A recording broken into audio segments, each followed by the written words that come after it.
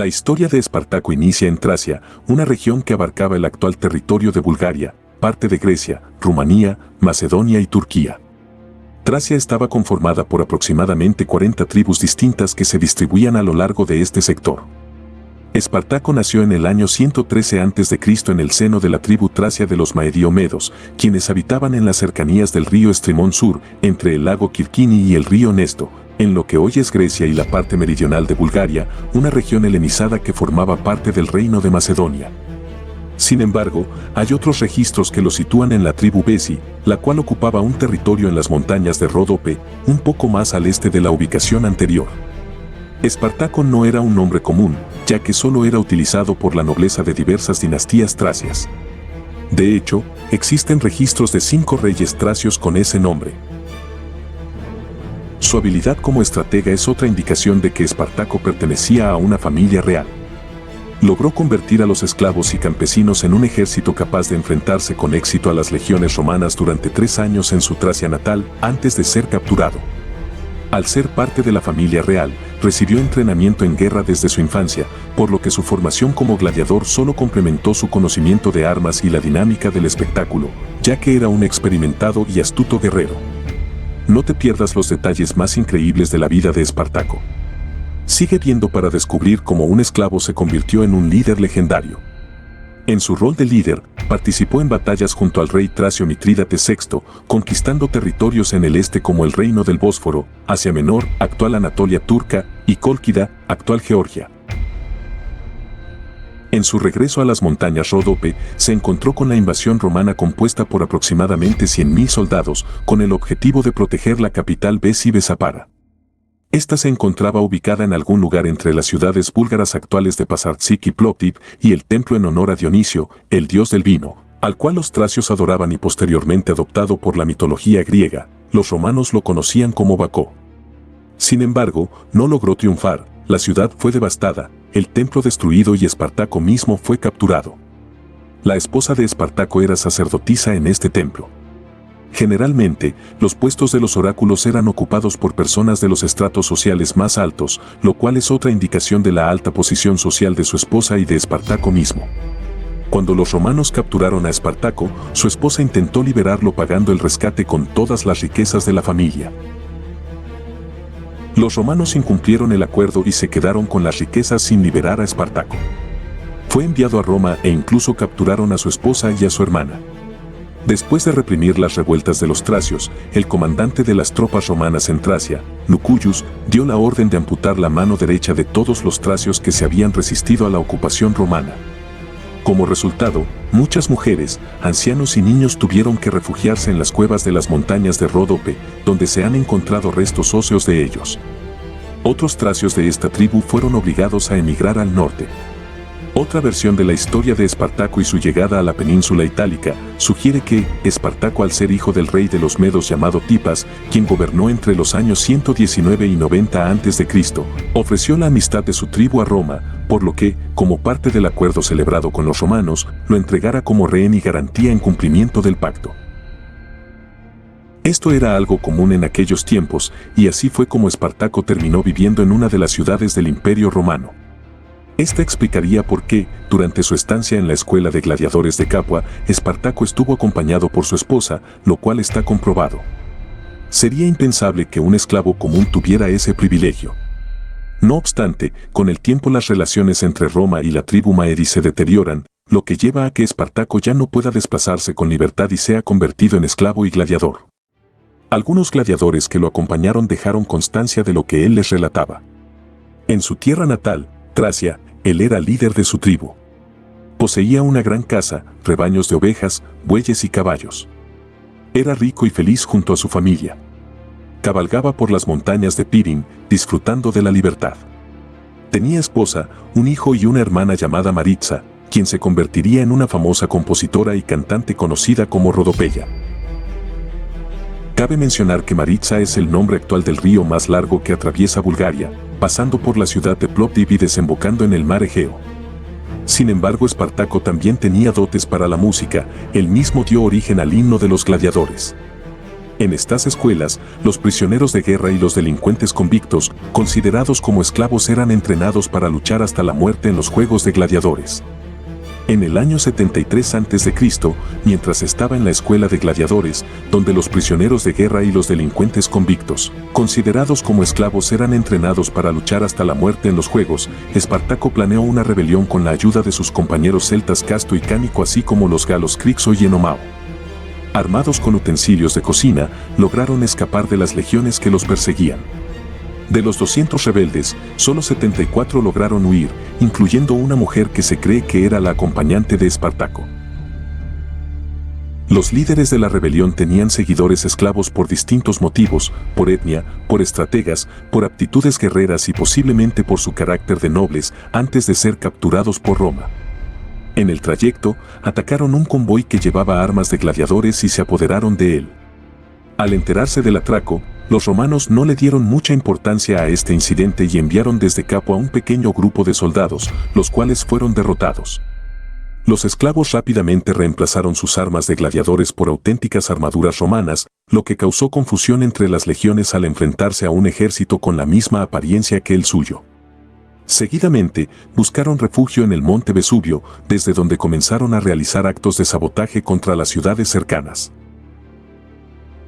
Espartaco implementó una distribución justa del botín entre todos sus hombres, lo cual atrajo a un gran número de seguidores entre los esclavos de las fincas cercanas al volcán, lo que resultó en el aumento de sus fuerzas.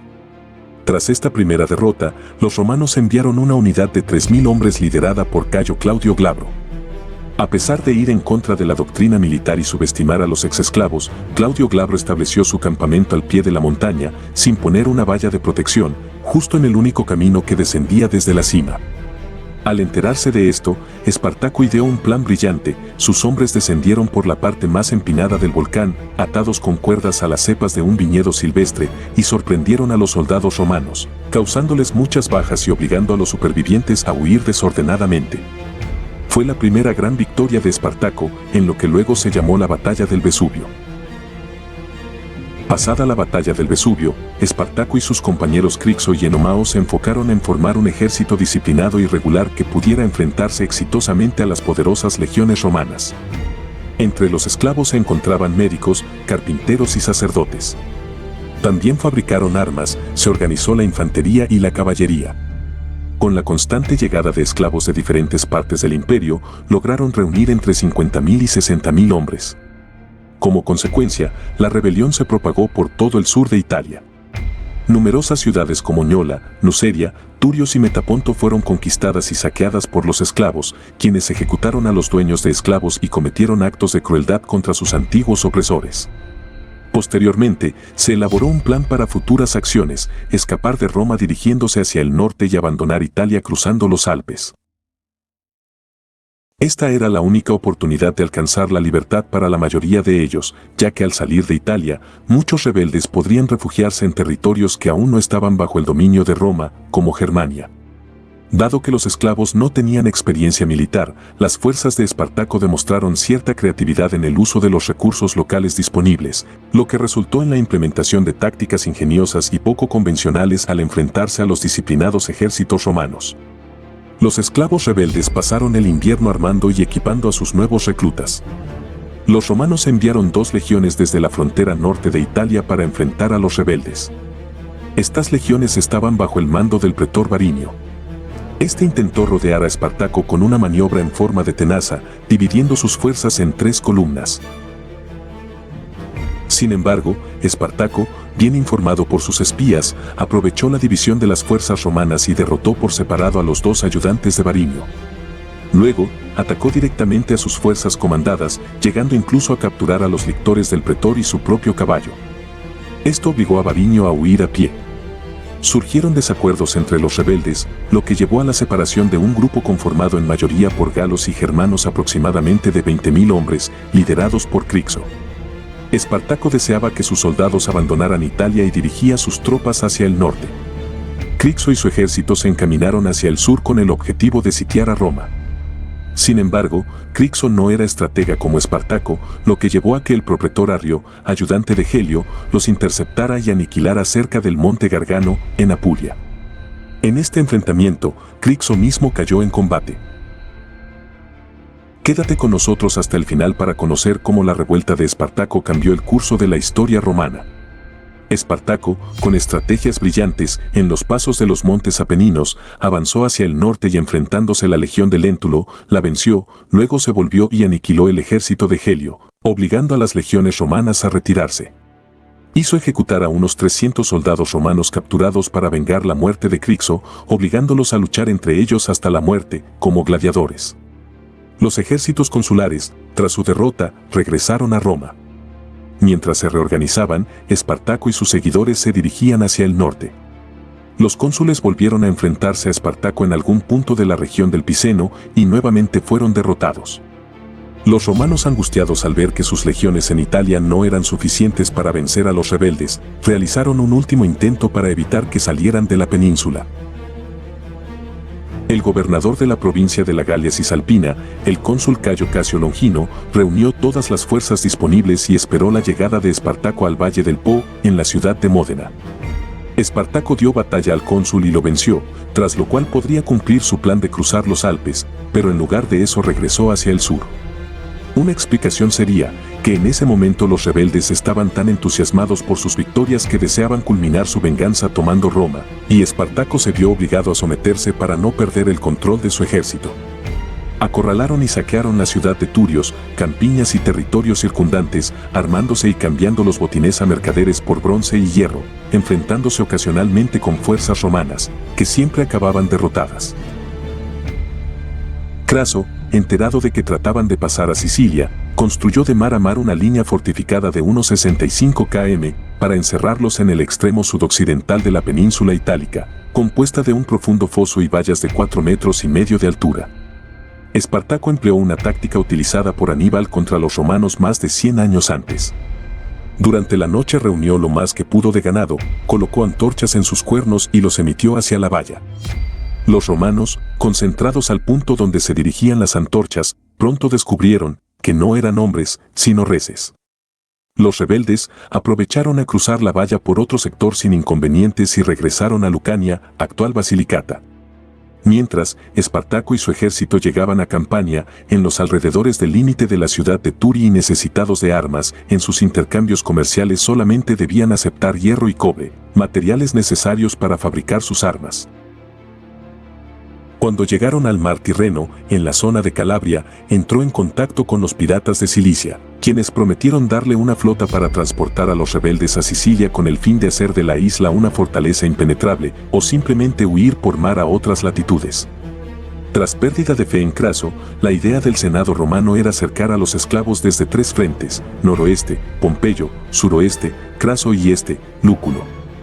En total, sumarían unas 20 legiones. Espartaco intentó entablar negociaciones con Craso para dar fin al conflicto antes de que llegaran los refuerzos romanos. Sin embargo, Craso la rechazó. Como resultado, una parte de las fuerzas de Espartaco rompió el confinamiento y huyeron hacia las montañas, al oeste de Petelia, en Brutium. Perseguidos por las legiones de Craso, consiguieron alcanzar a una parte de los rebeldes, matando a más de 12.000 de ellos. Finalmente, dirigiéndose al sur llegaron a Brindisi, con la posibilidad de cruzar el mar Adriático y llegar a Grecia o Giria. Sin embargo, Espartaco decidió tomar precauciones. Próximo a la ciudad, sus informantes le avisaron de la presencia de Lúculo en ella. Decidió retroceder y enfrentarse a Craso y Pompeyo. Sitiados en el sur de la península, rodeados por los ejércitos romanos, los rebeldes estaban dispuestos a luchar y jamás volver a someterse a los romanos, pero no pudieron resistir a la superioridad de las legiones. Finalizada la batalla, de los 80.000 rebeldes, 60.000 murieron, algunos consiguieron escapar resguardándose entre los piratas de Cilicia. Pompeyo logró destruir a una tropa de 5.000 hombres que intentaba escapar hacia el norte y salir de Italia por los Alpes, como era el plan inicial de Espartaco. Capturaron 6.000 prisioneros que fueron crucificados a lo largo del tramo de la Vía Apia, entre Capua y Roma. Según fuentes romanas, no se pudo localizar el cuerpo de Espartaco. Se dice que antes de la batalla le llevaron su caballo a Espartaco, y él lo mató con su espada, diciendo: «La victoria me dará bastantes caballos de entre los enemigos, y si soy derrotado, ya no lo necesitaré». Si te ha gustado este video, no olvides suscribirte a nuestro canal y activar las notificaciones para más historias épicas. Nos vemos en el próximo video.